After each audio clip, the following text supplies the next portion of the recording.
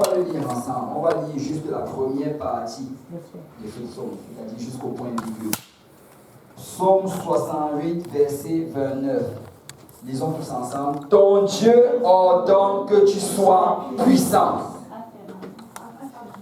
On va relire. Ton Dieu ordonne que tu sois puissant. Amen. Et avec l'aide du Seigneur, je vais prêcher sur ce message. Dieu te déclare vainqueur. Amen. Dieu te déclare vainqueur. Tourne-toi vers ton voisin, pointe vers lui, dis Dieu te déclare vainqueur. Alléluia. Si on peut battre nos mains pour le Seigneur. Alléluia. Merci Seigneur. Alléluia. Si on peut louer le Seigneur. Alléluia. Parce que Dieu te déclare vainqueur. Alléluia. Seigneur, béni soit ton nom. Béni soit ton Seigneur. Béni soit ton Seigneur. Alléluia. Nous te louons. Nous te rendons grâce, Seigneur. Merci pour la victoire. Merci pour la provision. Merci Seigneur parce que c'est toi Seigneur qui combat nos combats. Et je te déclare encore aujourd'hui, papa. Nous venons Seigneur afin de recevoir après. Nous venons Seigneur afin d'être bénis par ta présence. Je déclare ton esprit, je déclare ta puissance. Oh Père, tout Seigneur que nous avons dans ce cœur. Pas que ta parole Seigneur. Je t'assure, je t'invoque Seigneur. Je nous mène jusqu'à l'heure de tes Père. Transforme-nous par la puissance de ta parole, papa. Et Seigneur, avec anticipation des grandes et merveilleuses choses que tu vas faire, Seigneur, que nous le confessons et nous te remercions dès maintenant au nom de Jésus. Si le peuple de Dieu peut dire au nom de Jésus. Au nom de Jésus. Alléluia. Vous pouvez vous asseoir dans la présence du Seigneur. Dieu te déclare vainqueur. Vous savez, quand tu regardes la parole de Dieu, il n'y a jamais aucune parole négative en ce qui concerne ses enfants. Il n'y a jamais aucun endroit où il dit tu ne vaux absolument rien. Tu ne vas aller nulle part. Il n'y a aucun endroit où il dit tu vas perdre. C'est quand ces pensées viennent dans notre tête. Quand ces paroles négatives et ces pensées négatives viennent dans notre tête, il faut qu'on réalise que ça ne vient pas de Dieu. Amen. Ça ne vient pas de Dieu parce que Dieu ne parle pas de cette manière. Quand tu étudies la parole de Dieu, il ne parle pas de cette manière. Dieu te déclare vainqueur. Dieu te déclare vainqueur. On va aller dans le livre de Juges. Juges chapitre 6. Et nous sommes familiers avec cette histoire. Ça nous parle d'un personnage qu'on connaît très bien, ou du moins qu'on a déjà entendu parler, on l'appelle Gédéon. Amen. Qui a déjà entendu parler de Gédéon? Amen. Donc, dans Juges chapitre 6, regardez, la Bible nous dit à partir du premier verset, les enfants d'Israël firent ce qui déplaît à l'Éternel, et l'Éternel les livra entre les mains de Madian pendant 7 ans. Les mains de Madian furent puissantes contre Israël. Et pour échapper à Madian, les enfants d'Israël se retirèrent dans les ravins des montagnes, dans les cavernes et sur les rochers fortifiés. Waouh! Tu sais, on nous dit ici que Israël a fait ce qui était mal. Israël a désobéi à la parole de l'Éternel. Regarde, le pasteur présentement, à l'étude du jeudi, il enseigne sur... hier, il a enseigné sur Job. Et Job, littéralement, te dit que tu peux tout bien faire, mais malgré cela, ça va mal. Et la leçon qu'on doit tirer derrière cela, c'est que Dieu pourvoit et que tout concourt au bien de ceux qui cherchent Dieu. Que même si ça allait d'aller mal, à la fin, ça va aller bien. Amen. Tu peux regarder ta situation aujourd'hui, tu te dis que même si ça va mal, je sais qu'à la fin, ça va aller bien. Amen. Et tu sais, tu peux regarder le diable qui t'oppresse, qui t'attaque jour après jour. Et tu peux dire littéralement que même si aujourd'hui tu me touches encore, je sais qu'à la fin, tu seras dans la Bible. Amen. La Bible nous raconte la fin de l'histoire. La Bible nous raconte dans le livre d'Apocalypse comment à la fin des temps, on prend le diable, cet oppresseur, celui qui attaquait les enfants de Dieu, siècle après siècle, et on le prend, on le jette au fond de la Bible. Donc nous connaissons la fin de l'histoire. Amen. Et le Seigneur a conçu un happy ending, comme on dit en bon français. Il y a un happy ending, une bonne fin. La fin de cette histoire, c'est une fin joyeuse. Mais tu sais, Job, il a bien fait, mais tout allait mal. Mais vous savez quoi? Souvent, quand les choses vont mal, ça ne veut pas toujours dire qu'on est dans la situation de Job. Il y a des fois que vraiment ça va mal parce qu'on a mal fait. Amen. On doit être conscient de cela. Ne soyons pas, ne nous mentons pas à nous-mêmes. Ne nous confondons pas nous-mêmes en nous disant que oh non, c'est de la faute de ceci, c'est de la faute de ceci. Il y a des fois en fait que c'est vraiment de notre faute. Amen. Et ici, la Bible nous dit que les enfants d'Israël firent ce qui était mal aux yeux de l'Éternel, et Dieu les a livrés aux mains de leurs ennemis. Vous savez, quand cela est arrivé, la Bible dit qu'ils sont allés se cacher dans les ravins, ils sont allés se cacher dans les montagnes. Et quand tu regardes vraiment cela, c'est quelque chose de triste. Des enfants de Dieu qui vont se cacher. Des enfants de Dieu qui veulent se mettre à l'abri des regards, qui ne veulent pas qu'on les regarde. Et quand la Bible dit que nous sommes la lumière du monde, et Jésus a dit qu'on n'allume pas une lampe pour la mettre en dessous d'un buisson, mais on l'allume, on la prend et on la met en haut de la montagne, ou bien dans la maison, pour qu'elle éclaire tout ce qui entre. Nous sommes la lumière du monde. Écoute, ce n'est jamais la volonté de Dieu qu'un enfant de Dieu se cache. Tu sais, tu ne dois pas te cacher à ton école. Amen.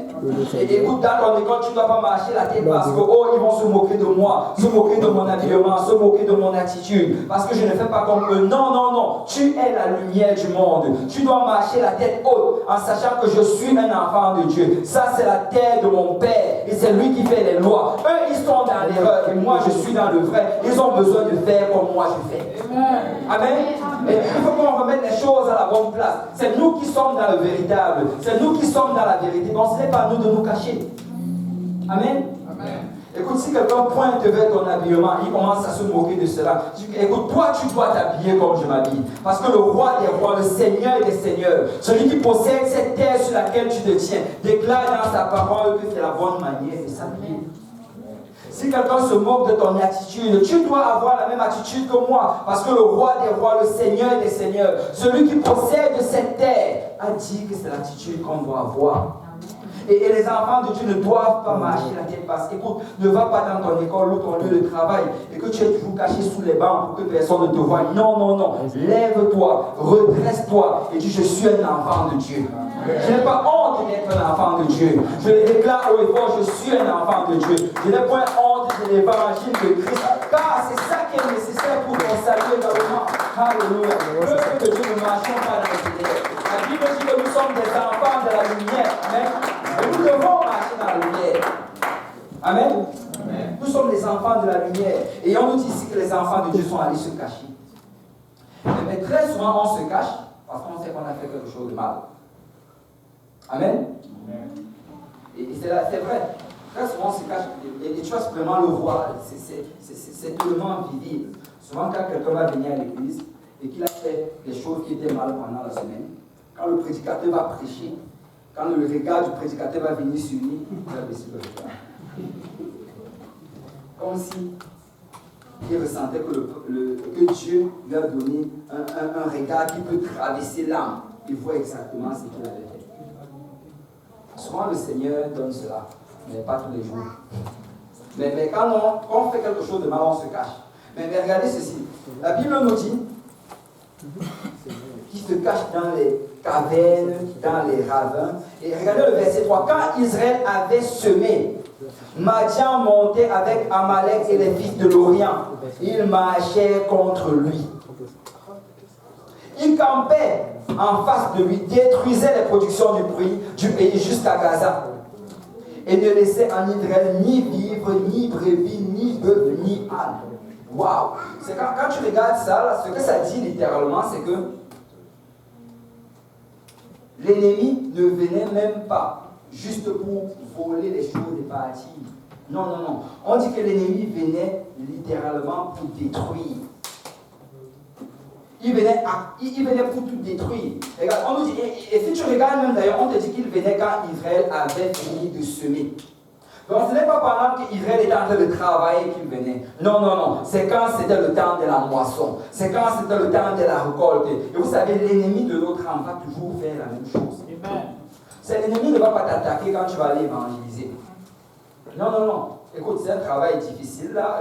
Il ne va pas vraiment. Il va te laisser. C'est sûr que tu auras de l'opposition avant d'y aller, mais l'attaque ne sera pas frontale.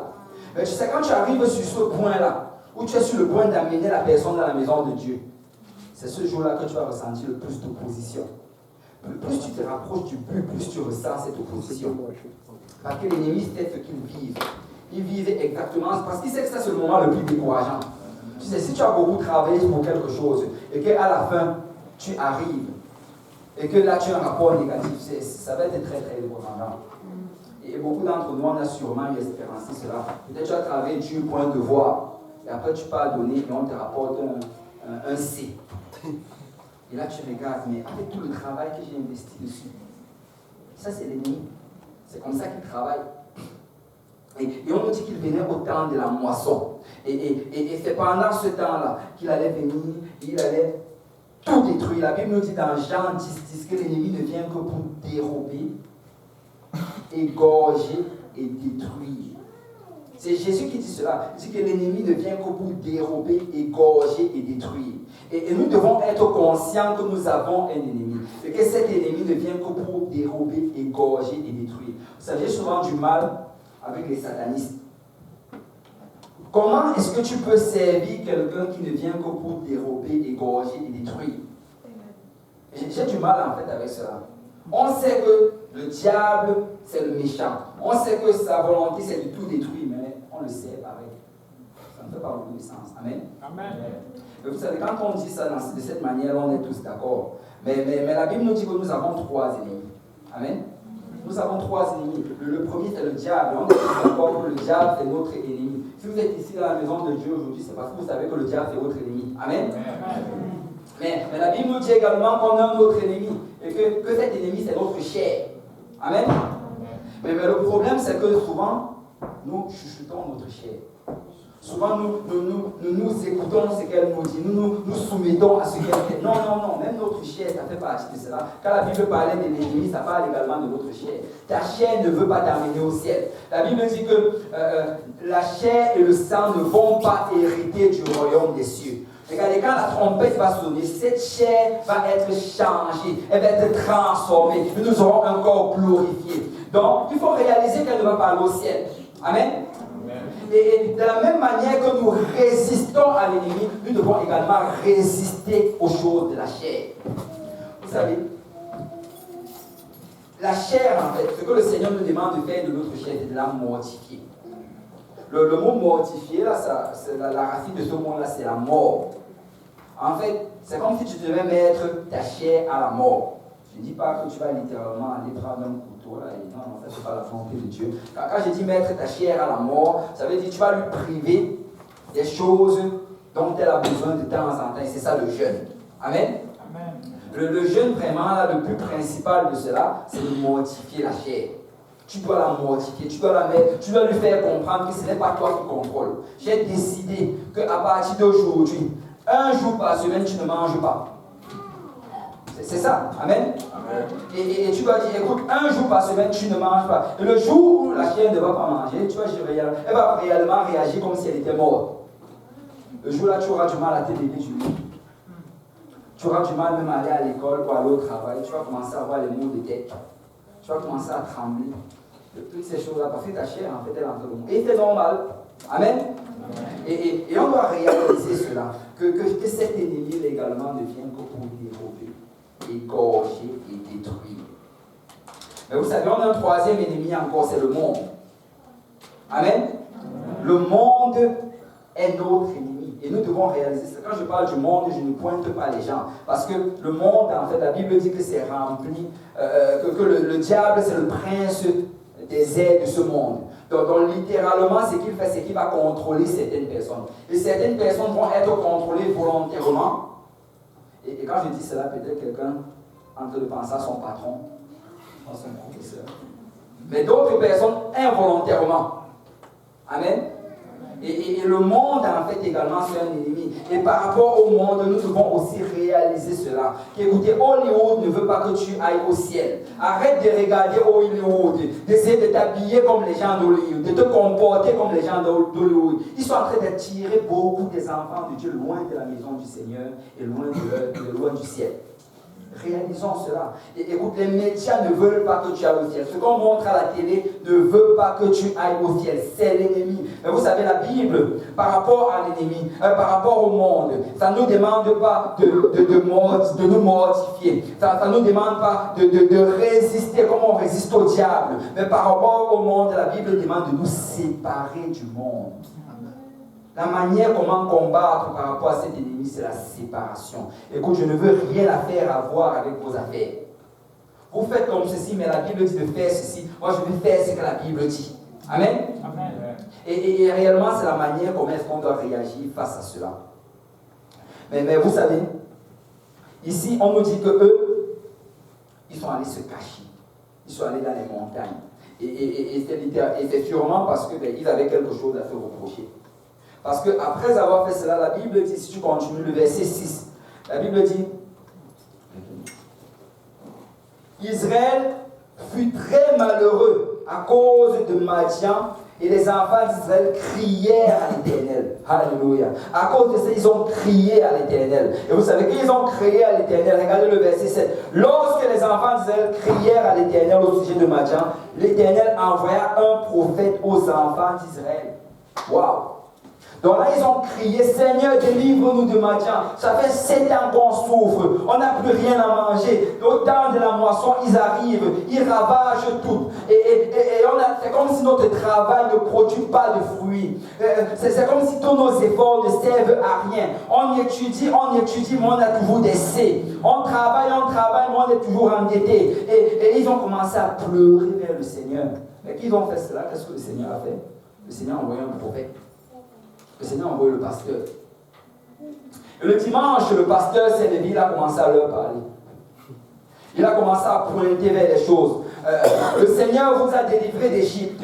Le Seigneur vous a fait traverser le désert. Il a pourvu à vos besoins. Il vous a donné cette grande et belle terre. Et il vous a demandé de ne pas adorer les dieux étrangers. Mais vous avez adoré les dieux étrangers. Ils avaient réellement quelque chose à se reprocher. Vous savez, la souffrance qu'ils traversaient, c'était parce qu'ils avaient abandonné leur Dieu. Regardez, la première des choses qu'on doit faire, si on veut s'assurer d'avoir la victoire, c'est de nous assurer que notre vie est en règle avec le Seigneur. Écoute, très souvent, on est en train de crier vers le Seigneur, on prie, on pleure, on demande des choses. Mais le Seigneur est en train d'attendre de notre côté qu'on fasse ce qu'on doit faire. On dit, Seigneur, j'attends que tu fasses ce que tu dois faire. Le Seigneur dit d'abord, j'attends que toi, tu fasses ce que tu dois faire. Nettoyons nos vies, purifions-nous, vous mettons-nous en règle avec le Seigneur. Vraiment, la première chose pour avoir la victoire, c'est de mettre notre vie en règle avec le Seigneur. Je ne dis pas par là qu'on va être parfait. Amen. Nous ne sommes pas parfaits. Et tant qu'on va être dans cette chaise, souvent on va tomber. Souvent on sera assis par terre. Mais la Bible dit qu'on va se relever et on va continuer à marcher. Mais ce que je dis littéralement, c'est que alors qu'on est en train de servir le Seigneur, assurons-nous qu'on marche toujours dans la bonne direction. Même si tu tombes, assure-toi que tu marches dans la bonne direction. Écoute, même si c'est difficile, tu peux dire, Seigneur, je suis tombé aujourd'hui, mais je prends l'engagement que je vais pouvoir y avancer. Je prends l'engagement de persévérer et de tenir. Et je ne vais jamais appeler ce qui est mauvais bon. Je ne vais jamais pointer les autres pour les fautes que j'ai faites. Je ne vais jamais ignorer ta parole lorsqu'elle est prêchée. Et ça doit vraiment être la bonne attitude d'un chrétien. Amen. Ce que Dieu attend de nous, en fait, c'est que nous ayons une attitude de soumission. Que Seigneur, je reconnais que je suis pécheur, mais je vais faire tout ce que je dois faire pour vivre selon ta parole. Et c'est ça, être dans la bonne direction. Mais vous savez, en même temps que le Seigneur était en train de leur parler par la bouche de ce prophète, on l'a pas lu, mais c'est pas la suite. Il parlait, il leur a dit, vous avez fait cela, ceci. La Bible dit qu'en même temps qu'il faisait cela, il a envoyé son ange vers un homme qu'on appelle Gédéon. Donc en même temps qu'il était en train de les juger, en même temps qu'il était en train de pointer vers leurs erreurs, de pointer vers leurs fautes, il était en train de pourvoir le moyen de leur salut. Vous savez, très souvent, tu viens dans la maison du Seigneur, tu dis, Seigneur, j'ai besoin de vie, j'ai besoin. Le Seigneur pointe tes fautes au travers de la prédication de l'homme de Dieu. Et après avoir pointé, là maintenant, tu regardes, tu dis, oh Seigneur, je me répands. Et là, tu te lèves, tu sors. Tu as l'impression que rien ne s'est passé. Tu as l'impression que tu es dans la même situation. Laisse-moi te dire de la part du Seigneur, même si tu n'as rien vu, il est en train de travailler sur cette situation. Parce que le jour où tu t'es repenti, ce même jour-là, il a relâché la délivrance. Il a relâché la provision. Il a relâché ce dont tu as besoin pour avoir la victoire. Arrête de regarder et de dire, oh, je ne vois rien arriver. On ne marche pas par la vue, mais on marche par la foi. Et le Seigneur te déclare vainqueur. Juste repens-toi devant le Seigneur. Lève-toi et prends des décisions pour marcher dans ses voies. Et laisse-moi te dire que le Seigneur te déclare vainqueur. Et alors que tu marches en cours de chemin, tu vas voir cette étoile avec tes yeux. Mais juste continue à marcher. Amen. Mais regarde, il est allé voir Gédéon. Et la Bible nous dit ça, verset 11. Puis vint l'ange de l'Éternel. Et il s'assit sous le térébinthe d'Ophra, qui appartenait à Joas de la famille d'Abiézer. Gédéon, son fils, battait du froment au pressoir pour le mettre à l'abri de Madian. Alléluia. Vous savez, quand on parle de pressoir, de froment et de toutes ces choses-là, bon, peut-être qu'on n'est pas très familier avec cela, mais littéralement, c'est que Gédéon était en train de faire. Il était en train de faire quelque chose à l'endroit où il ne devait pas le faire. En fait, il était en train de s'occuper du froment, du blé, dans un endroit où d'habitude on s'occupe du vin de la vigne, l'endroit où on fait du vin de la vigne. Il le faisait là-bas parce qu'il savait qu'il était caché loin de l'ennemi. C'était vraiment une cachette pour lui. Donc quand tu regardes Gédéon, un enfant de Dieu, il était en train de se cacher parce qu'il avait peur de l'ennemi. Et vous savez, quand l'ange de l'Éternel vient le rencontrer à cet endroit-là, regardez le verset 12. L'ange de l'Éternel lui apparut et lui dit, l'Éternel est avec toi, vaillant héros. Waouh! L'Éternel est avec toi, vaillant héros. Vous savez, Gédéon ne se sentait pas comme un vaillant héros en ce temps. Il était caché. Et quand tu regardes, même quand tu continues à lire l'histoire, Gédéon n'est pas quelqu'un que tu considérerais comme quelqu'un de courageux. Ce serait plutôt quelqu'un de peureux. Quelqu'un qui était dépressif. Quelqu'un qui était négatif. Quand tu lis tout, quand tu continues à lire, c'est là quand l'ange de Dieu lui dit même que, écoute, le Seigneur va te donner la victoire. Il dit, comment est-ce qu'on va avoir la victoire? Le Seigneur nous a abandonnés. Rien ne va. Tout est triste. Les gens meurent. Bon, là, je suis en train d'ajouter. Ça va de mal en pire. Mes notes sont mauvaises. Ma famille me déteste. Où est-ce que je vais? Je ne suis même pas belle ou beau. Qui va m'aimer? Et c'était les et les et les Mais quand le Seigneur arrive, alléluia, et il n'écoute même pas tous ces là, il lui dit vaillant héros. Vaillant héros. Tout avec ton nom, tu dis vaillant héros. Le Seigneur déclare que tu es vainqueur. Écoute, il ne veut pas savoir toutes les situations ou toutes les conditions dans lesquelles tu te trouves. Le Seigneur te déclare vainqueur. Peu importe la gravité de la situation, peu importe l'intensité du problème, peu importe le rapport des médecins, le Seigneur te déclare vainqueur. Amen. Nous avons la victoire en Jésus. Amen. Écoutez, on le chante souvent. On chante qu'on a la victoire en Jésus. Mais ce qui est souvent triste, c'est que d'après avoir chanté, on s'assoit dans la défaite. Non, nous avons la victoire en Jésus. Le Seigneur te déclare vainqueur. Et ça n'a rien à voir avec les circonstances. Il arrive, Gédéon se cache. Tout le peuple est apeuré. Tout le monde est caché et dans la crainte et dans la négativité. Mais Dieu dit, vaillant héros. Et là, regardez le verset 13. Gédéon lui dit, mon Seigneur, si l'Éternel est avec nous, pourquoi toutes ces choses sont-elles arrivées? Et souvent, c'est ça l'enfant de Dieu. Si Dieu est avec moi, pourquoi est-ce que j'ai encore ces problèmes? Et là, il commence à citer toutes ces choses. Que j'ai entendu dire cela, que l'autre a fait ceci, l'autre a fait cela, ceci a fait ceci. Mais regardez le verset 14. L'Éternel se tourna vers lui. Il était tellement négatif, l'Éternel était choqué par le cas de négativité qui sortait de sa bouche. C'est tout, mais ça c'est l'enfant. L'Éternel se tourna vers lui et lui dit, va avec cette force que tu as et délivre Israël de la main de Madian. N'est-ce pas moi qui t'envoie? Alléluia. Il lui dit, écoute, c'est moi qui dis que tu as la force. C'est moi qui dis que tu vas avoir la délivrance. Et quand tu regardes ici, le Seigneur lui disait littéralement que je vais, si tu te lèves et que tu vas, je vais te donner ma puissance, tu auras ma présence et tu auras ma protection. Ma puissance, ma présence et ma protection, c'est moi qui t'envoie. Tu ne vas pas à ton propre nom. Tu ne vas pas selon tes propres habilités. Tu ne vas pas selon tes propres capacités. Mais tu vas au nom de l'Éternel. Alléluia. Tu vas parce que Jésus t'a dit d'aller. Peuple de Dieu, on doit rentrer dans cette dimension. Regardez, la Bible dit ceci. Tout ce que vous faites en parole ou en œuvre, faites-le au nom de Jésus. Et très souvent, on regarde ceci de cette manière. On se dit, oh, ça veut dire que toute chose, je dois faire au nom de Jésus. Je touche ce micro au nom de Jésus. Je prends ce papier au nom de Jésus. Je me mets à genoux au nom de Jésus. Je prends cette bouteille d'eau au nom. Oh non, non, non. C'est bien de le faire. Amen. Parce que chaque fois que tu dis le nom de Jésus, l'ennemi tremble.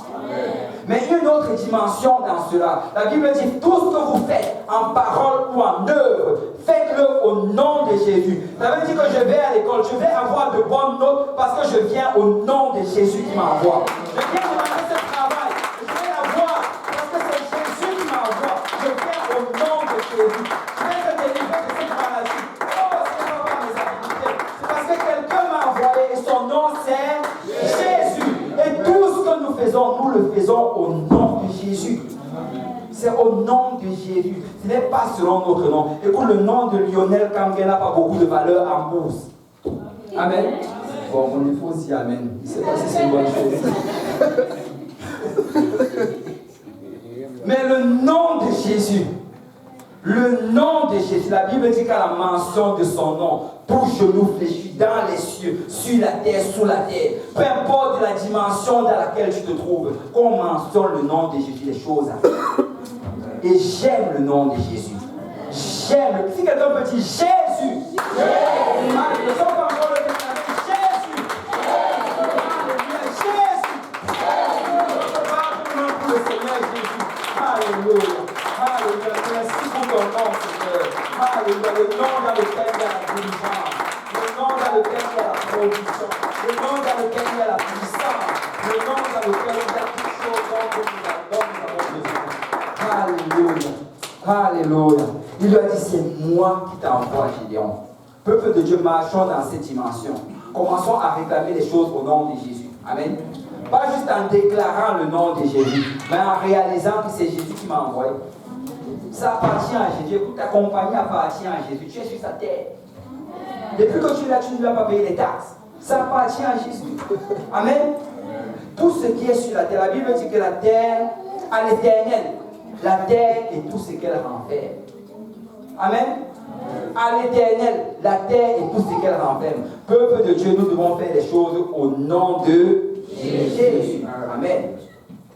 Et là, regarde, Gédéon encore en train de se plaindre. Ceci, cela, ceci, ceci, cela, ceci. Et par la suite, vous savez ce qu'il fait littéralement. Et beaucoup d'enfants de Dieu font souvent cela. Ils commencent à demander des signes au Seigneur. Le premier signe qu'il demande à Dieu, c'est que Seigneur, si c'est vraiment toi, donc il voulait s'assurer que ce n'était pas un rêve qu'il était en train d'avoir. Il voulait s'assurer que ce n'est pas juste son imagination. Il dit, si c'est vraiment toi, reste ici, jusqu'à ce que je parte, je prépare quelque chose et je t'apporte à manger. Ça, c'est le premier signe. L'ange a dit, ok. Il est parti.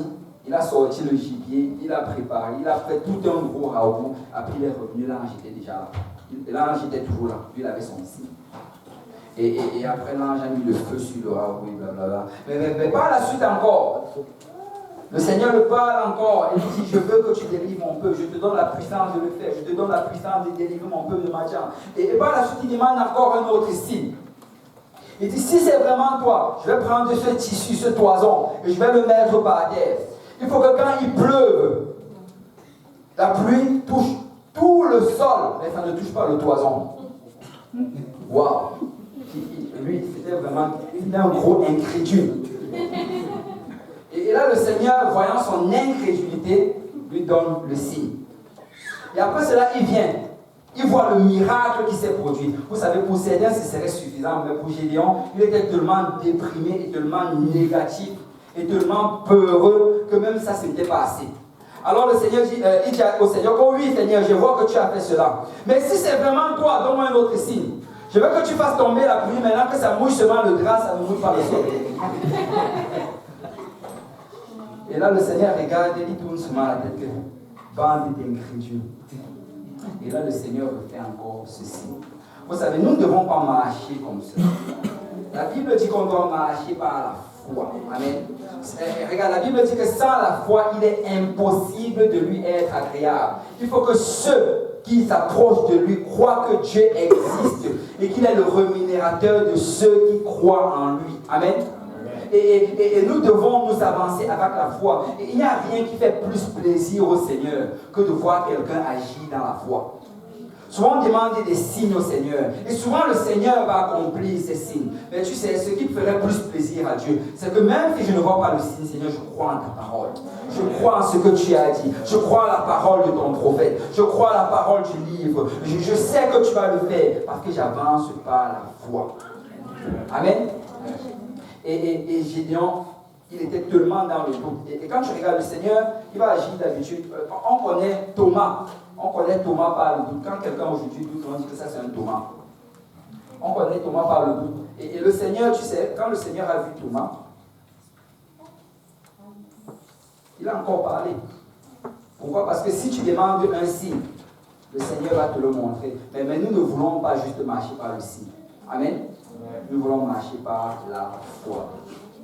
Mais regardez, après cela, donc le Seigneur lui fait encore le signe. Et là, Gédéon avait vu assez de signes, il était déjà prêt à avancer.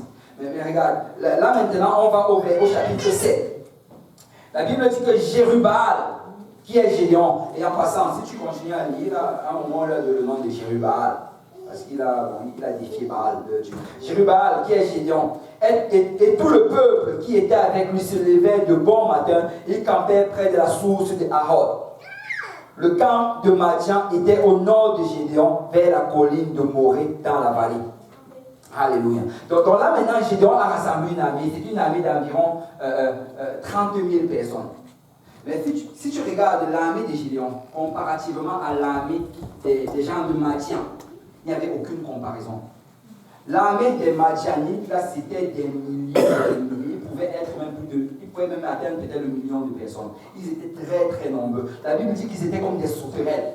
Que tu arrivais, c'était comme une invasion de sauterelles. Ils étaient partout. Mais Gédéon avait 30 000 personnes. Et là, Gédéon regarde cela. Il dit, Alléluia, j'ai 30 000 personnes. Bon, ils sont peut-être des milliers. Mais je crois qu'avec 30 000 personnes, si on fait une belle stratégie, là, on pourra avoir la victoire. Mais regardez ce que le Seigneur fait. Le verset 2. L'Éternel dit à Gédéon, le peuple que tu as avec toi est trop nombreux pour que je le livre pour que je livre Madian entre ses mains. Waouh! Le peuple qui est avec toi est trop nombreux. Tu sais, souvent ça nous arrive aussi. Souvent tu regardes et tu te dis, oh, ce que j'ai ici, ce que j'ai comme argent dans mon compte bancaire, c'est suffisant. Je vais pouvoir manger, je vais pouvoir acheter 2 ou 3 choses. Et après la fin du mois va venir, il va rester peut-être 2 ou 3 jours à la fin du mois où je vais éteindre toute l'électricité à la maison pour sauver. Et je ne vais rien manger. Et je vais juste mettre plusieurs couettes sur moi avant de dormir. Et on fait des calculs souvent pareils. Mais alors que tu fais tes calculs, le Seigneur pointe même sur le peu d'argent que tu disais, il dit que donne cela. Mais Seigneur, je n'ai pas assez. Il dit, donne cela. Et tu sais, il dit ici que si tu le fais avec ce que tu as, tu vas te glorifier toi-même. Si tu le fais avec tes propres moyens, tu vas te glorifier. Tu vas dire, oh, c'est à cause du petit argent que j'avais, si j'ai bien géré cela, c'est pour ça que je suis riche. Non, non, non. Le Seigneur veut que nous marchions selon la foi. Et souvent, il va mettre notre foi à l'épreuve. Il va toucher sur ces choses-là sur lesquelles on s'appuie. Parce que la seule chose sur laquelle on doit s'appuyer, c'est le rocher des âges. Le seul sur qui on doit s'appuyer, c'est sur le Seigneur Jésus. Écoute mon frère, ma soeur, ne t'appuie pas sur les médecins. Amen. Ne t'appuie pas sur ton intelligence. Ne t'appuie même pas sur ta famille. Appuie-toi sur Jésus. Parce qu'il a dit que même si ton père et ta mère t'abandonnent, moi l'Éternel, je ne t'abandonnerai jamais. Il y aura des jours où tu auras des épreuves. Il y aura des jours où tu vas faire face à des situations. Mais si tu gardes tes pieds fermement appuyés sur Jésus, tu auras la victoire. Amen. Et il nous dit ici, écoute, ton peuple est trop nombreux. Et là, il dit ceci, publie donc ceci aux oreilles du peuple, que celui qui est craintif et a peur s'en retourne et s'éloigne à la montagne de Galade. Et on dit que dès que Gédéon a publié cela, que celui d'entre vous qui a peur rentre à la maison. On dit que sur les 30 000 qu'il avait, 20 000 se sont levés, sont rentrés à la maison. Waouh! Il est en train d'aller en guerre avec une bande de peureux. 20 000, même pas une centaine, mais 20 000. C'est-à-dire, sur chaque 3 personnes qu'il avait, 2 personnes se sont levées, sont rentrées. Et vous savez, ça c'est vraiment la première chose, comme j'ai dit tantôt, c'est que si tu veux avoir la victoire dans le Seigneur, c'est que sonde-toi toi-même. Regarde et mets-toi en règle avec le Seigneur. Mais la deuxième chose, c'est que tu dois bannir la peur. Nous devons bannir la peur. Peuple de Dieu, nous ne devons pas avoir peur. Regarde, ce que le Seigneur a fait littéralement ici, c'est qu'il a levé la peur, il a dit rentre à la maison. La Bible dit qu'on n'a pas reçu un esprit de peur. Amen. Nous avons reçu un esprit de force. Et avant que Josué n'entre à la terre promise, le Seigneur a dit à Josué, lève-toi, prends courage et fortifie-toi. Fortifie-toi avant d'aller conquérir. Écoutez, peuple de Dieu, ce n'est pas la volonté de Dieu qu'on vive dans la peur. Ce n'est pas la volonté de Dieu qu'on... Oh, est-ce que je vais y arriver? Est-ce que ceci va se passer? Non, non, non, non. Ce que le Seigneur déclare, tout ce que Dieu déclare, ce sont des oui et des amen. Amen. Tout ce qu'il attend de nous, c'est que tu dises oui et ensuite que tu dises amen. Ça va se produire parce que Dieu l'a déclaré. Nous ne devons pas vivre dans la peur. Dieu n'a jamais prévu à ce qu'un de ses enfants reste dans la peur. Peu importe la situation qui te trouve, peu importe. Réalise que ton Dieu est plus grand que cette situation. Notre Dieu est plus grand que toute forme de maladie. Amen. Notre Dieu est plus grand que toute forme de dépression. Notre Dieu est plus grand que toute forme de dette. Notre Dieu est plus grand que l'immigration. Amen.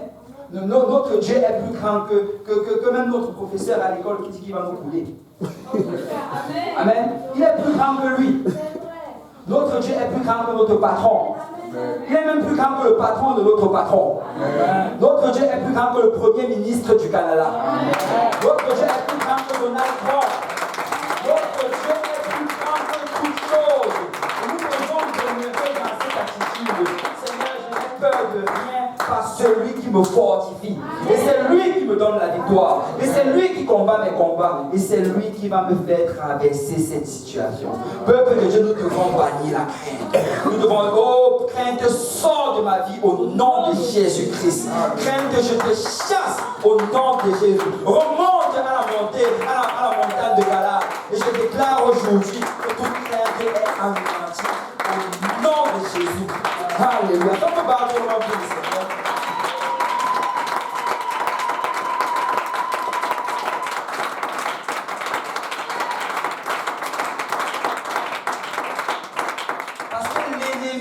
Opère dans la peur. L'ennemi opère dans la peur. Il attend juste que quelqu'un ait peur. S'il peut trouver une personne qui a peur, la personne est grande. Parce qu'il sait que si on se lève, vous savez, dans la Bible, on nous parle d'un certain Éléazar, le fils de Dodo. Est-ce qu'il y a quelqu'un qui a entendu parler de lui? Éléazar, le fils de Dodo. Retenez ce nom. Si vous avez un enfant, appelez-le Éléazar. Éléazar. La Bible nous dit que alors que les ennemis d'Israël sont venus Et quand ils sont rentrés, tout le peuple avait peur. Les gens ont commencé à fuir à gauche et à droite. On dit qu'Éléazar est venu se tenir. Il a dit que ça, c'est la moisson de mon peuple. Ça, c'est la terre de l'Éternel. Et notre Dieu est plus grand que le Dieu, que vos dieux. Bon, je dis ce qu'il disait dans son cœur. Et là, on a dit qu'il a pris son épée. Alléluia. Vous savez, tout le monde avait fui. Mais Éléazar a dit que moi, je ne fuis pas. Il a pris son épée. Et la Bible dit qu'il a commencé à frapper. Il a commencé à frapper. Il a commencé à frapper. Il a commencé à frapper. Il a frappé, frappé, frappé jusqu'à anéantir toute l'armée de l'ennemi. Et on dit qu'à la fin, on est venu. Éléazar, ils sont tous morts. Éléazar, c'est fini. Mais Éléazar continue à frapper.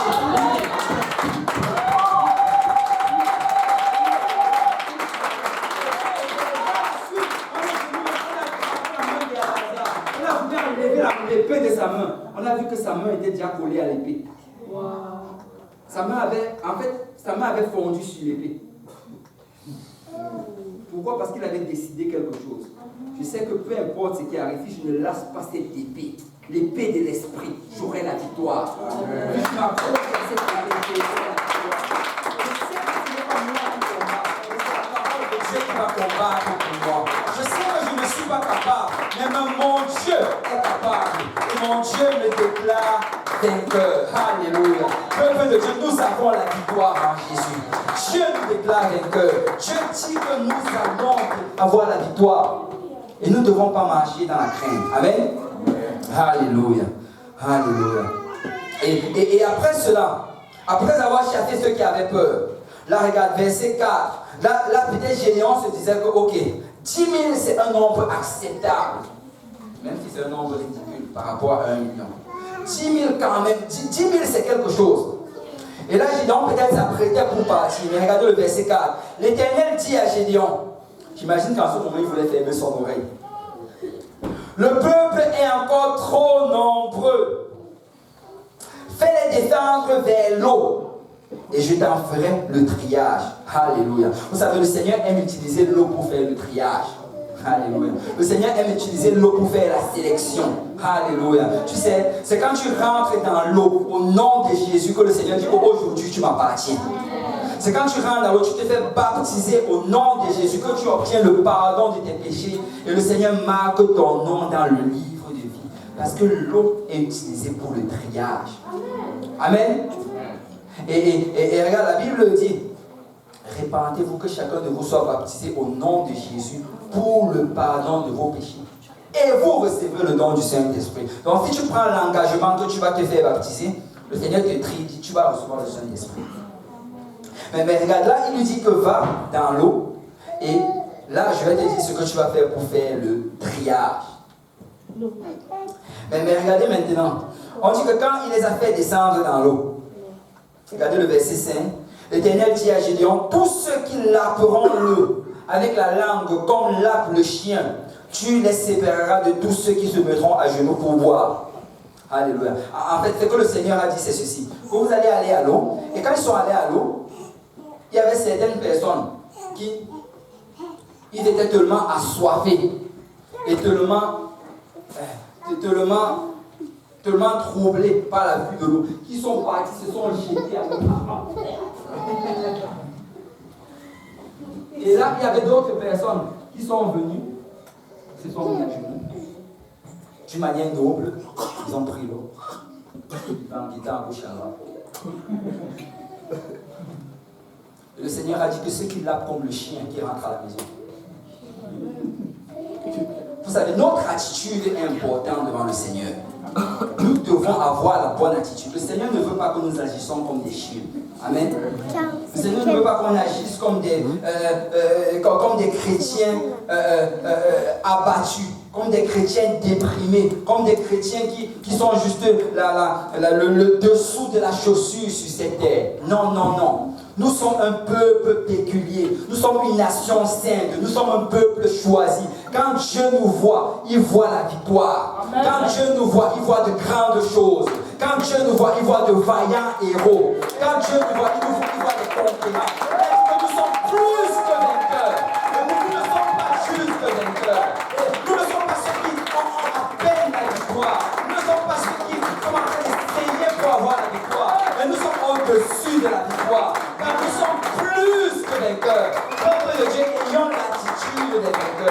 Alléluia. Écoutez, les enfants de Dieu ne doivent pas marcher la tête basse. Si tu veux avoir la victoire, commence à agir comme si tu avais la victoire. Amen. Écoute, même à ton lieu de travail, si tu veux avoir une augmentation, et avoir peut-être, je ne sais pas, si tu convoites un certain poste de direction, commence à marcher comme un directeur au travail. Amen. Viens en veste et en cravate. Même si tu vas t'asseoir devant l'ordinateur pour le télémarketing, viens en veste et en cravate. Apporte ton petit café de Tim Hortons. Tu déposes, tu t'assois dans ton bureau et tu appelles. Amen. Agis comme tel. Parce que Dieu regarde l'attitude. Regardez, la foi sans les actions est morte. Si tu as la foi pour cela, agis de cette manière. Et Dieu regarde réellement l'attitude. Il a dit, écoute, ceux qui agissent comme des chiens, ils vont se comporter comme des chiens. Moi, je veux des gens qui vont agir vraiment comme des guerriers, comme des combattants. Qui boivent en gardant une main sur l'épée.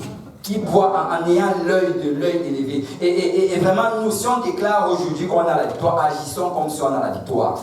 Amen. Écoute, ne viens pas à l'église comme si tu étais en train de venir à un enterrement. Viens à la tête haute. Sache que, écoute, je viens dans la maison du Seigneur. Je viens recevoir de la part du Seigneur. Parce que nous allons recevoir selon notre attente. Amen. Donc, avec ton voisin, tu dis, aie la bonne attitude. Dans la deuxième chose, vraiment, c'est qu'on doit avoir la bonne attitude. Nous devons avoir la bonne attitude. Écoute, peu importe l'endroit où tu te trouves, sois joyeux, marche comme si tu possédais cet endroit. Parce que réellement, ça appartient à ton Père. Comporte-toi comme si tu étais le prince de ce lieu. Parce que réellement, tu es le prince aux yeux de Dieu. Agis comme si tu étais la lumière dans cet endroit. Parce que réellement, tu es la lumière du monde. Amen. Et notre attitude est importante devant le Seigneur. Parce que le Seigneur regarde l'attitude. Alléluia. Et on nous dit qu'après cela, quand il a fait cela, il n'y avait que 300 personnes qui ont bu l'eau d'une manière convenable. Waouh! 300 personnes sur 10 000 personnes. Il n'y avait que 300 qui avaient la bonne attitude. Moi, je vais être parmi ceux qui ont la bonne attitude. Amen.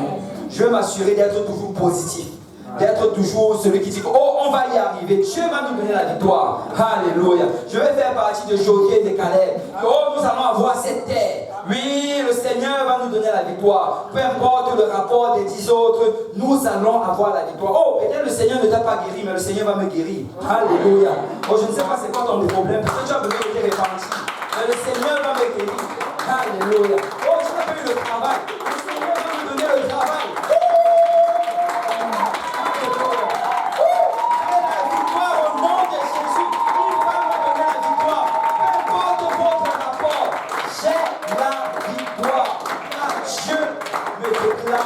Vainqueur. Dieu me déclare vainqueur. Peuple de Dieu, arrête de regarder les situations des gens à gauche et à droite.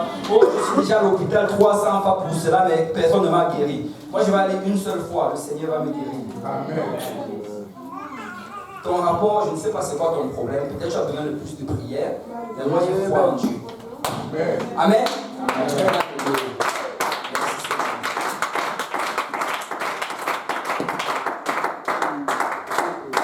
Et là, après avoir fait cela, maintenant Gideon se lève. Vous savez, ça prenait très peu pour déprimer Gideon. Parce qu'après cela encore, quand tu vois qu'il se retrouve avec 300 hommes, il commence à penser, lui, il y avait 20 000 peureux avec moi. Il y avait 10 000 moins 300. 9 700. Il y avait 9 700 qui avaient la mauvaise attitude. Et là, je me retrouve avec 300 personnes. Seigneur, qu'est-ce qui va arriver? Et là, le Seigneur a encore donné un autre signe à Gideon.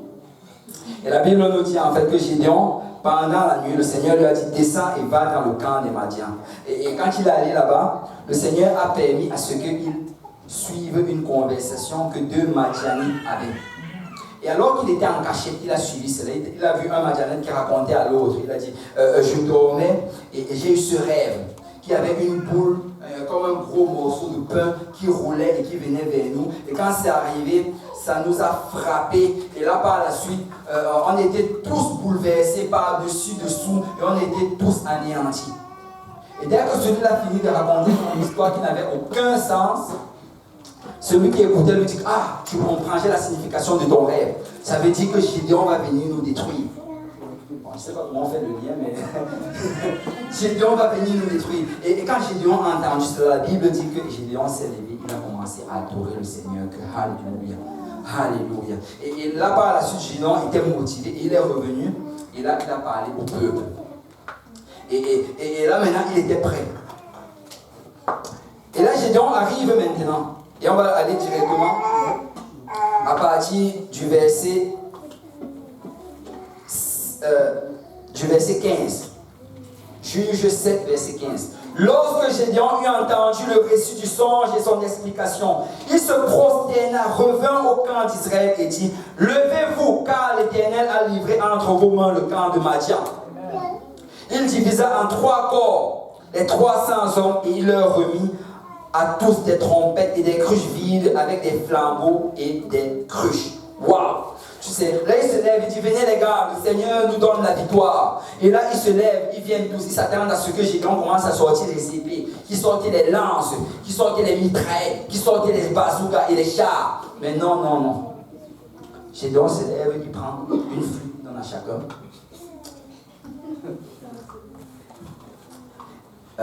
Pardon, pas les flûtes, les trompettes. Après, il prend des cruches, des vases vides et des bâtons, il donne aux gens. Du coup, ok les gars, on est prêts à aller combattre. J'imagine que quelqu'un a regardé Gédéon, il a dit que quelque chose, une casse qui lui manque. mais la Bible dit qu'il doit dire, faites-moi confiance. Et vous savez, souvent on va regarder le pasteur, il y aura comme une pensée qui va nous passer dans notre tête, il y a comme une case qui lui manque. Mais vous savez, nous devons faire confiance au pasteur. Parce que le Seigneur va souvent lui faire voir des choses qu'on ne va pas voir. Ils n'ont pas vu ce que Gédéon avait vu. Et Gédéon pouvait parler avec assurance parce qu'il avait vu. Il savait que le Seigneur avait déjà déclaré le fait. Et très souvent, tu vas aller voir le pasteur. Oh, pasteur, j'ai telle situation, telle situation. Le pasteur va te dire, ok, juste fais ceci. Et là, tu regardes, tu dis, quoi? Ça n'a pas de sens. Tu as intérêt à faire cela. Si tu veux y arriver, tu as intérêt à le faire. Parce que le Seigneur va utiliser ces choses folles pour te donner la victoire.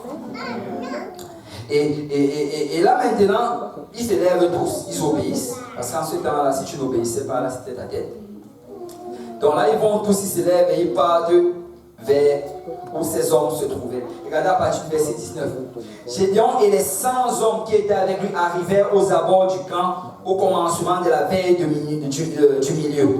Comme on venait de placer les gardes, ils sonnaient de la trompette et brisaient les cruches qu'ils avaient à la main. Les 3 corps sonnaient de la trompette et brisaient les cruches. Ils saisirent de la main gauche les flambeaux et de la main droite les trompettes pour sonner. Ils s'écrièrent, épée pour l'Éternel et pour Gédéon. Ils restaient chacun à sa place autour du camp et tout le camp se mit à courir et à pousser des cris et à prendre la fuite. Les 300 hommes sonnaient encore de la trompette et dans tout le camp, l'Éternel leur fit tourner l'épée les uns contre les autres. Le camp s'enfuit jusqu'à Beth-Shita, vers Tserera, jusqu'au bout d'Abel-Mehola, près de Taba. Les hommes d'Israël se rassemblèrent, ceux de Nephtali, d'Asser et tout Manassé, et poursuivirent Madian. Alléluia. Vous savez, le Seigneur avait un plan derrière cela. Peut-être Gédéon, peut-être le peuple ne le comprenait pas, mais Dieu avait un plan. Il leur a dit, venez, placez-vous autour du camp. Ils se sont placés. On dit que les Madianites s'étaient installés dans une vallée. Et alors qu'ils étaient tous autour, c'était pendant au milieu de la nuit. Et là, Gédéon a dit ceci, quand vous allez entendre mon signal, je veux que tous ensemble, vous frappez, vous cassez le vase que vous avez et en même temps vous sonnez de la trompette. Et on dit que dès qu'ils ont fait cela, dès qu'ils ont cassé le vase, ils ont sonné de la trompette. J'imagine que c'était bruyant. J'imagine que c'était terrifiant le bruit que tu pouvais entendre. Et là, toutes ces personnes qui étaient profondément dans le sommeil se sont réveillées. Ils étaient tous paniqués. Chacun essayait de prendre son épée. Chacun prenait sa lance. Ils sortaient pour le combat, mais c'était les ténèbres. Et la Bible nous dit que l'Éternel a dirigé leur épée les uns contre les autres. Et ils se sont tous entretués. Et le peu qui restait par la suite s'est enfui. Tu sais, on a dit que la première chose qu'il fallait faire, c'était d'abord de s'assurer qu'on mette notre vie en règle avec le Seigneur. La deuxième chose, c'est de s'assurer de chasser la crainte, d'être courageux. Amen. Se fortifier et prendre courage. La troisième chose, c'est d'avoir la bonne attitude, de marcher comme un vainqueur. De marcher comme si nous avons déjà cette chose dans la main. Mais la quatrième chose, qui est très importante et qui est indispensable, c'est la louange. Nous devons apprendre à louer. Peuple de Dieu, notre victoire se trouve dans la louange.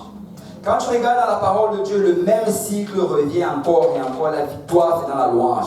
Écoute, l'ennemi d'Israël s'est levé contre eux. Ils sont venus. Et là, ils étaient sur le point de les détruire. Mais la Bible dit que Josaphat s'est levé avec les enfants d'Israël. Et alors qu'ils étaient en train de marcher vers l'ennemi des enfants d'Israël, ils ont commencé à louer le Seigneur. Et la Bible dit que lorsque les enfants d'Israël commencèrent à louer Dieu, l'Éternel dressa une embuscade contre les ennemis. Parce que chaque fois qu'on loue, le Seigneur combat pour nous.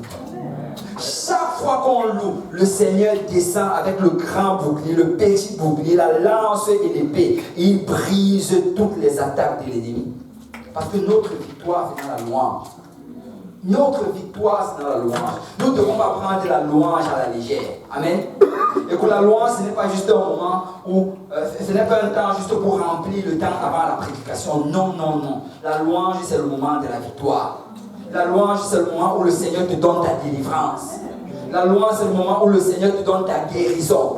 La louange, c'est le moment où le Seigneur te donne la joie et ça te permet de sortir de cette dépression. Écoutez, la louange, c'est quelque chose d'indispensable dans la vie d'un chrétien.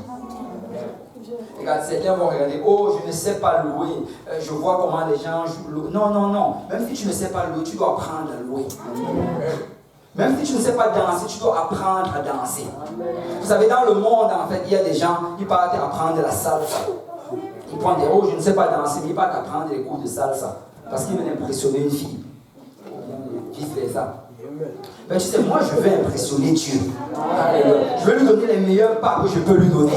Je vais lui donner les meilleurs cris que je peux lui donner. Je vais lui battre au moins de la meilleure manière que je peux lui faire. Parce que c'est lui que je sais. Alors, même si je ne sais pas louer, je vais apprendre à louer. Parce que la victoire, c'est dans la louange. La victoire, c'est dans la louange. Et pour la Bible dit, vous tous peuples, battez des mains et poussez vers Dieu des cris de joie. Écoute, tu ne sais pas pousser des cris de joie. Apprends à pousser des cris de joie. Alléluia.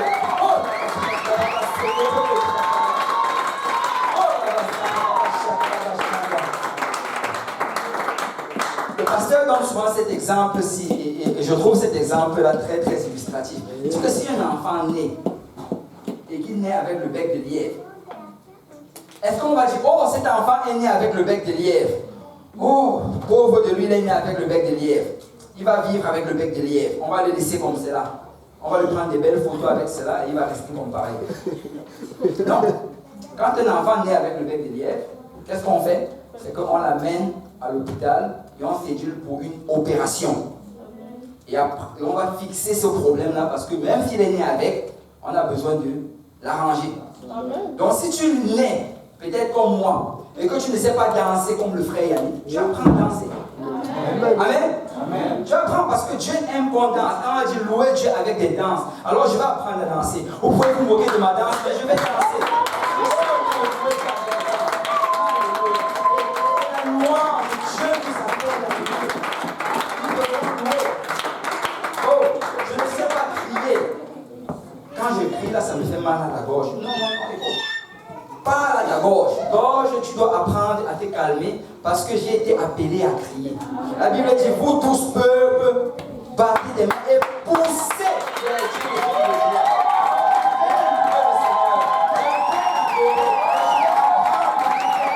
Alléluia. Alléluia. Alléluia. Parce que la victoire, c'est dans la louange. Et si tu ne sais pas louer, apprends à louer. Tu peux, et cette église rend les choses tellement faciles. Nous avons des professionnels de louange ici. Les gens que quand le moment vient, ils se lèvent, ils viennent se mettre ici là devant. Même s'il n'y a personne qui les suit, ils dansent, ils dansent. Écoute, si tu as du mal à danser, juste viens suivre ces pas-là. C'est comme ça que j'ai appris à danser en passant. Viens juste suivre les pas. Un jour, tu vas tellement bien suivre qu'on va te laisser diriger. Alléluia. Mais nous devons apprendre. Amen. Si tu ne sais pas chanter, apprends à chanter. Même souvent quand tu es seul chez toi.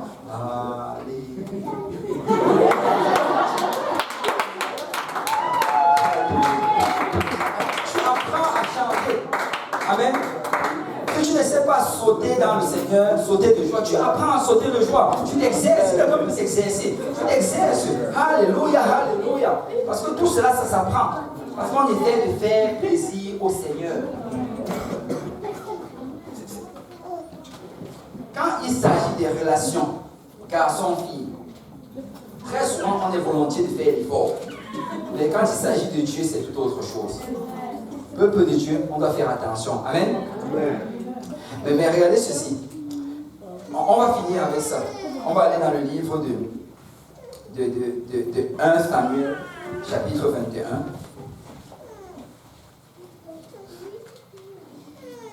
1 Samuel, chapitre 21. Alléluia. À partir du verset 10, la Bible nous dit, David se leva et s'enfuit le même jour loin de Saül. Il arriva chez Akish, roi de Gath. Les serviteurs d'Akish lui dirent, n'est-ce pas là David, roi du pays?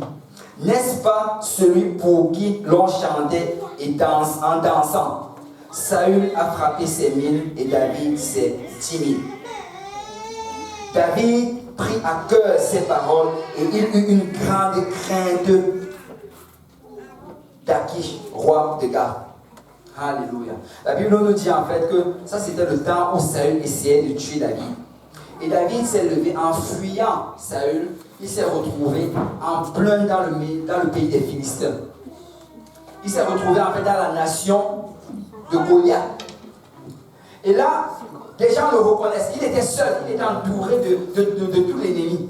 Il était seul, les gens le reconnaissent. On dit, hey, n'est-ce pas là David? C'est lui qui a tué Goliath. C'est celui dont on chantait. David a tué ses 1000, Saül a tué ses 1000, David ses 10 000. C'est lui, David. Et David regarde cela. David commence à avoir peur. Il réalise en fait qu'il est dans le camp de l'ennemi. Il réalise en fait qu'il n'a pas d'issue. David ne pouvait pas courir assez vite pour s'éloigner d'eux. Il ne pouvait même pas faire l'autruche, mettre sa tête par terre, espérant que personne ne le voie. David était pris. Et vous savez, là, les situations commencent à se détériorer. Là, on prend David, on le saisit. Là, il est déjà arrêté. Tu sais, peut-être au départ, David espérait que Seigneur délivre-moi. Mais non, ce n'est pas arrivé. Là, on arrête David. Et là, on amène David vers le roi Akish. Mais regardez ceci. Verset 13. Il se montra comme fou à leurs yeux et fit devant eux des extravagances. Il faisait des marques sur les battants de la porte. Il laissait couler sa salive sur sa barbe. Alléluia. La Bible dit que David a commencé à faire comme s'il était fou. Dès qu'on vient pour l'arrêter, il commence à faire des choses bizarres. On dit qu'il fait, après il fait même des sons. Et après il laissait couler la barbe sur sa joue. On dit qu'il a agi tellement d'une manière folle qu'on a pris David, on le tenait malgré qu'il continuait à agir comme un fou. On le prenait et on l'a amené devant le roi Akish. Et quand Akish le regarde, il dit que mais pourquoi vous m'amenez un fou ici? J'ai déjà assez de fous dans mon royaume. On ne va pas donner les visas aux fous maintenant. Renvoyez-le, vous l'avez pris. Et là on a pris David, il continue à faire comme le fou. Et on l'amène à l'endroit, on l'a pris, on le laisse là faire le fou. David continue, fait en se tournant. Dès qu'il a vu qu'il avait pris quelques kilomètres, la folie a disparu. Et David a détalé. Mais vous savez, quand tu regardes ceci, aux yeux de l'ennemi, c'était la folie. Mais allons dans le livre de Psaume chapitre 34. Alléluia. On peut se lever tous ensemble. Psaume chapitre 34. La Bible dit à partir du verset 1. De David, lorsqu'il contrefit l'insensé en présence d'Abimelech et qu'il s'en alla chasser par lui. Alléluia. Vous savez, Abimelech, qui est toujours Akish, il a regardé cela, il a vu que c'était la folie. Mais ce n'était pas la folie. Parce que quand tu regardes le mot fou dans ce verset qu'on a lu quand tu regardes la signification en hébreu, en fait, ce mot fou là, ta racine, c'est le mot louange. Donc ce que David était en train de faire en ce moment-là, c'était la louange. C'est pour ça que souvent quand les gens louent, on a l'impression qu'ils sont fous.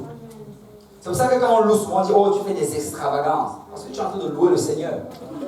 Mais David était dans cette situation-là. Et là, il voit des gens arriver. Il voit qu'il est encerclé. Il commence à louer le Seigneur.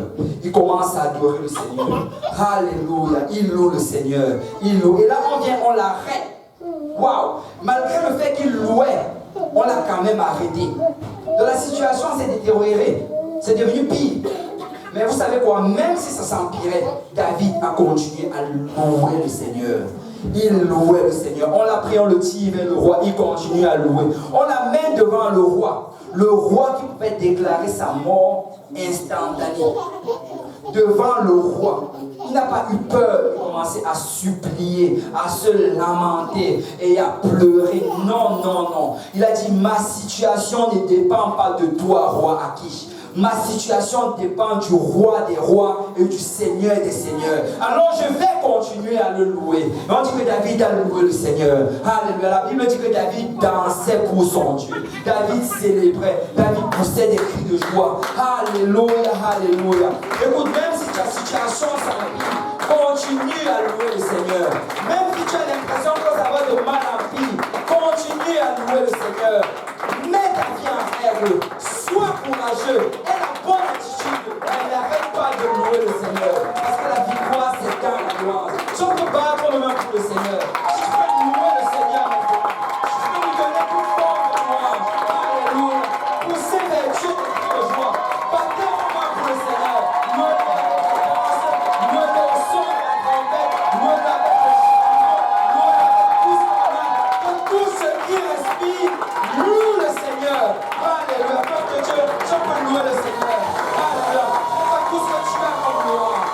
Fais tout ce que tu as comme adoration. Fais tout ce que tu as comme célébration.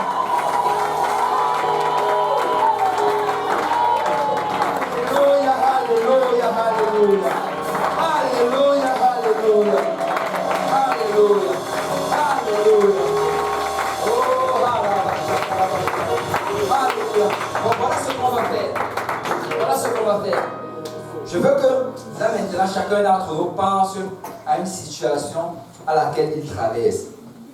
Alléluia. Pense à cette situation. Peut-être que c'est une situation qui, alors que tu priais, alors que tu adorais et louais le Seigneur, ça s'empirait. Pense à cette situation maintenant. Et la première des choses qu'on va d'abord faire, c'est qu'on va mettre notre vie en règle avec le Seigneur. Amen. On va faire une prière de repentance. Et après avoir fait la prière de repentance, on va avoir la bonne attitude. On va se redresser, se tenir droit. Amen. Peut-être qu'il y a des gens ici, ça fait 300 ans qu'ils ne se sont pas tenus droit. Aujourd'hui, on va se tenir droit. Le Seigneur va redresser notre dos. Amen. Et après s'être redressé, on va louer le Seigneur. Et on va voir comment le Seigneur va faire tomber sa victoire. Amen. Alléluia. Si on peut s'avancer. Alléluia. On va s'avancer et on va le faire tous ensemble. Alléluia. Et si tu es ici aujourd'hui et que tu n'as pas encore été baptisé au nom de Jésus, tu sais, tu peux te mettre en règle avec le Seigneur. Tu peux être baptisé et lavé de tes péchés. Et pendant qu'on va faire toutes ces choses, si quelqu'un veut être baptisé, il peut juste dire à son voisin et on va s'arranger à ce que ce soit fait par la suite. Amen. Alléluia. Alléluia. On va faire une prière de repentance. Alléluia. Si on peut baisser nos têtes et parler au Seigneur. Alléluia. Alléluia. Seigneur, Dieu Tout-Puissant, béni sois-tu, Papa. Oh Père, merci Seigneur pour ton amour, merci pour ta grâce, merci pour ta parole. Seigneur, tu déclares, Seigneur, que nous sommes vainqueurs, Papa. Tu déclares, Seigneur, par ta parole, que nous sommes plus que vainqueurs. Et Papa, nous venons aujourd'hui, Seigneur, Parce que nous voulons nous assurer de nous mettre en règle, Père, avec toi. Papa, sonde nos cœurs, Papa, sonde nos pensées, Seigneur. Oh, dévoile-nous, Seigneur, nos péchés, Père. Dévoile-nous, Seigneur, ce qui doit être changé, Papa. Afin, Seigneur, que tout, Seigneur, toute vallée soit comblée, Père. Que toute montagne, Seigneur, soit rabaissée, Père. Et que tu aies, Seigneur, un libre chemin dans nos cœurs. Père, brise le mur de l'iniquité, Papa. Oh, délivre-nous, Seigneur, en ce jour, Papa. Nous venons confesser, Papa, nos péchés. Ce n'est pas de la faute de ma soeur, ce n'est pas de la faute de mon frère, c'est de ma faute, Père. Mais je viens aujourd'hui, Seigneur, plaider ton sang sur ma vie, Papa. Pardonne-moi, Seigneur, de tous mes péchés. Pardonne-moi de toutes mes iniquités. Pardonne-moi de toutes mes transgressions, Père. Mais lave-moi aujourd'hui, Seigneur, de ton sang, Papa. Mais Seigneur, alors que je prends, Seigneur, devant toi aujourd'hui la décision, Père, de marcher dans tes voies, fortifie-moi, Père. Donne-moi la force, Seigneur, d'y arriver. Car je sais que ce n'est ni par la force, ni par la puissance, mais c'est par ton esprit. Oh, baptise-moi encore aujourd'hui d'un baptême de courage. Baptise-moi encore d'un baptême, Seigneur, de persévérance. Baptise-moi encore d'un baptême d'assurance, Père. Afin que je marche pleinement dans tes voies, Père. Et que si je tombe, je me relève, Papa. Que si je suis assis dans les ténèbres, que tu sois ma lumière, Père. Oh, étends tes mains sur tes enfants, Papa. Donne-nous la force, Seigneur, de résister à la tentation, Papa. Donne-nous la force, Seigneur, d'être libéré de toute forme d'addiction, Père. Donne-nous la force, Seigneur, de redresser nos têtes, Père, et de marcher avec assurance, sachant que notre Dieu, Père, veille sur nous. Oh la vache, shakaraba sokoroboshi. Oh la vache, shakaraba shakaraba sokoroboshi. Ah la vache, sokoroboshi, shakaraba shakaraba.